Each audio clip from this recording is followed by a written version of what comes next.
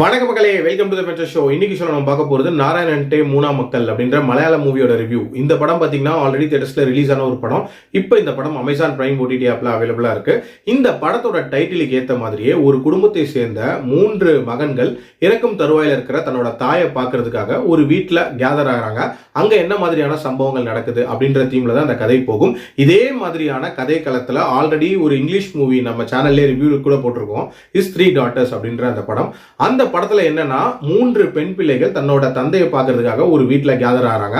So அப்ப நடக்கக்கூடிய நிகழ்வுகள் அப்படின்ற மாதிரி காட்டியிருப்பாங்க. இந்த 2 படத்துக்கும் தீம் வைஸ் ஒரே மாதிரி இருந்தாலும் எடுத்த விதமா இருக்கட்டும், காட்டின விஷயங்களா இருக்கட்டும் நிறையவே டிஃபரெண்டா இருந்துச்சு அப்படின்னே சொல்லலாம். இந்த படத்தோட கதையை பொறுத்த வரைக்கும் அந்த குடும்பத்தோட மூத்த மகன் தான் அலன் ஷியர், 2வது மகன் வந்து ஜோஜோ ஜார்ஜ், 3வது மகனா இருக்கக்கூடிய நம்ம சுராஜ் வெஞ்சரமூடு இருக்கார்ல, அவர் ஒரு முஸ்லீம் பொண்ணை கல்யாணம் பண்ணிக்கிட்டாரு அப்படின்றதுனால அந்த குடும்பத்தை விட்டு விலக்கி வச்சிருப்பாங்க. இறக்க போற தன்னோட தாயோட விருப்பத்துக்காக அவரை ஊர்ல இருந்து திருப்பி கூப்பிட்டுருப்பாங்க. ஸோ இவங்க 3 பேரும் வந்து ஒரு இடத்துல அசம்பிள் ஆயிருப்பாங்க.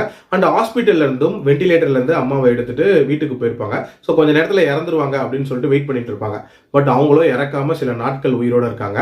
அந்த நாட்கள்ல அந்த குடும்பத்தில் என்ன மாதிரியான சம்பவங்கள் நடக்குது, பழைய பிரச்சனைகள் எல்லாம் பேசிட்டு இருக்காங்க, அதுல எதெல்லாம் சால்வ் பண்ணாங்க, என்ன மாதிரியான புது பிரச்சனைகள் வருது, அண்ட் டுவர்ட்ஸ் தி எண்ட் அவங்க இறந்தாங்களா இல்லையா அப்படின்ற மாதிரி நிறைய விஷயங்களை சொல்லக்கூடிய ஒரு படம் தான் இந்த படம். எனக்கு இந்த படத்துல பிடிச்ச விஷயமே இந்த படத்தோட யதார்த்த தன்மை தான். அதுலயும் குறிப்பா அந்த கேரக்டர்ஸை டிசைன் பண்ண விதம் அப்படின்றது ரொம்ப ரொம்ப உண்மைக்கு நெருக்கமா இருந்துச்சு அப்படின்னே சொல்லலாம்.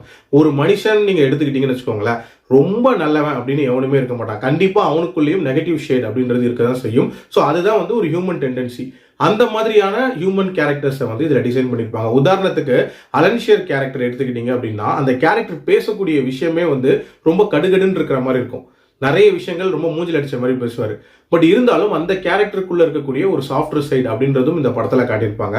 அதே மாதிரி சுராஜ் வெஞ்சரமூடுவை பொறுத்த வரைக்கும் நிறைய விஷயங்களுக்கு அவர் எப்படி ரியாக்ட் பண்றாரு, அண்ட் மற்றவங்களோட விஷயங்களை அவர் எப்படி அக்செப்ட் பண்ணிக்கிறாரு அப்படின்ற மாதிரி அந்த கேரக்டருக்கும் மல்டிபிள் டைனாமிக்ஸோட டிசைன் பண்ணியிருப்பாங்க. இந்த 2 கேரக்டர்ஸ்க்கும் ஒரு மிடில் மேன் அப்படின்னா வந்து அது வந்து ஜோஜோ ஜார்ஜ் தான். இன்ஃபேக்ட் அந்த குடும்பத்தில் எந்த பிரச்சனை நடந்தாலும் சால்வ் பண்ணக்கூடிய ஒரு நபரா அந்த கேரக்டரை காட்டியிருப்பாங்க.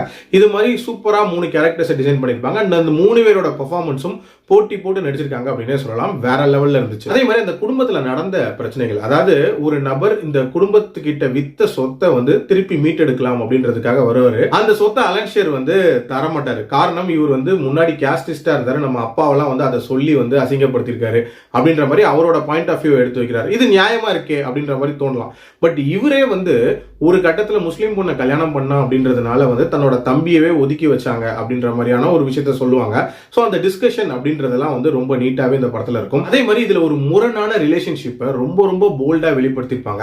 அந்த முரண் அப்படின்றத தவிர்த்துட்டு அந்த ஆண் பெண்ணுக்குள்ள ஏற்படக்கூடிய அந்த பாண்டிங் அப்படின்னு பாத்தீங்கன்னு வச்சுக்கோங்க, அந்த ரிலேஷன்ஷிப் உண்மையிலே நீட்டா காட்டப்பட்டிருந்துச்சு அப்படின்னே சொல்லலாம். இன்ஃபேக்ட் அது எப்ப வெடிக்க போகுது அப்படின்ற ஒரு சின்ன டென்ஷன் அப்படின்றதுமே இந்த படத்துல ரொம்ப சூப்பராகவே பில்டப் ஆச்சு.